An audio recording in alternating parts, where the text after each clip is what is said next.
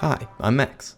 Since last devlog, I've been working on the first boss and adding some effects to make the game feel better. But before we get into the boss, let's look at some of the other big changes. First, this game is best suited to be a mobile game. I don't think I said that last time, but I have been working on it in a more fitting resolution. But don't worry, I'll still try to make it look good for the videos. The controls of dragging to determine the direction and distance were designed for mobile, and I don't think they translate as well to other devices. Plus, in my opinion, it looks really good in the upright aspect ratio. One of the major gameplay changes I made was that the game now works in a wave system. So now instead of chunks falling constantly, they come down in bursts, and then wait for the player to clear out most of the enemies. I had to make this change when I was trying to figure out how to trigger the boss. I didn't like the set timer, and I didn't like things like having a certain number of enemies or a number of tiles fallen. They were basically the same thing as a timer, and I don't think it really gave the player much freedom of how fast they could progress. It also had the added benefit of making cooler levels faster. Instead of seeing small changes over time, you see all the small changes happen at once. I think this improves the level generation, but I'd be interested in hearing what you think, so leave a comment to let me know. Another big addition is breaking walls. I mentioned this last time, but now I added the feature that if the player slams into a wall 3 times, they break through. I made the player continue to move to the location they set before the wall broke to make the player a little bit more careful about hitting walls, but I may remove this in the future because it feels kind of unexpected and maybe unfair. I also added a bunch of new effects and made some tweaks to make the game feel better. So let's go through those. Enemies and the player squish and stretch when they move, and gnomes do a wobble when they walk. I think this makes everything look a little more alive and adds some character to everything. There's a new sparkly particle effect when enemies die. Also, when killing enemies, there's a subtle freeze frame that adds a little bit of weight to slamming through them.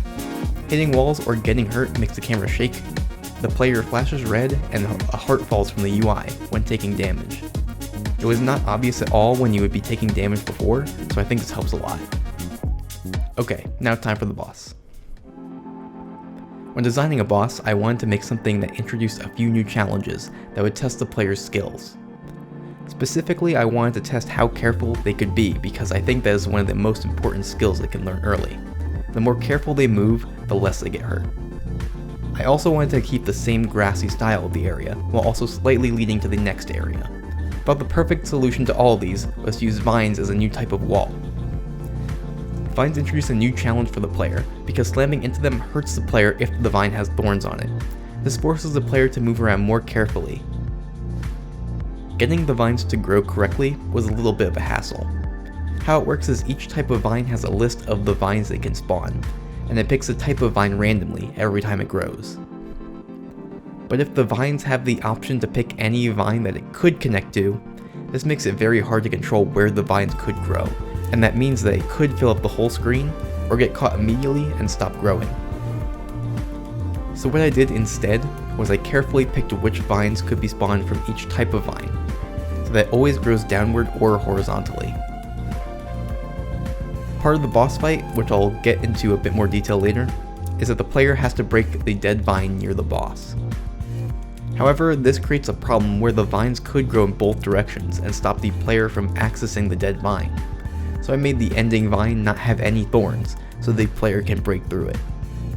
So now that it should always be possible to get to the dead vine by breaking through the walls or vines. Also, destroying vines causes the next vine to decay and break shortly after, so they don't fill up the grid. Of course, just having vines isn't really a boss fight, so this is where the real boss comes in. This big angry flower drops down from above, and I really wanted this really cool entrance because this is the first time that the player is seeing anything that's staying outside of the grid. Just after it lands, the vines are spawned in front of the flower, but you probably see the one dead vine that is right in front of the boss. This is where the player should be going to destroy. The boss doesn't directly attack you, but this is the phase of the fight for the player to figure out how to deal with the vines and how to make a path to the dead vine. Also, to add some pressure, bees will continually spawn around the top corners and the bottom of the grid. Once the player reaches the dead vine and smashes into it, the flower falls, pushing the player back and destroying any walls or enemies in the way. This is the damage phase, where the challenge is that you have to keep navigating your way back up to the top to hit the boss before it can get back up, and the cycle repeats. can only get 2 hits in on the boss per damage phase, so that way the boss isn't too easy and fast. Making the fight last a little bit longer means that you probably have to deal with the bees at some point, rather than only focusing on getting to the boss. The current health points of the boss can be seen by the number of petals it has. It starts with 6, and each time it gets hit, it loses 1. When it reaches 0, the boss is dead. A final death animation is played, and then the normal waves resume again.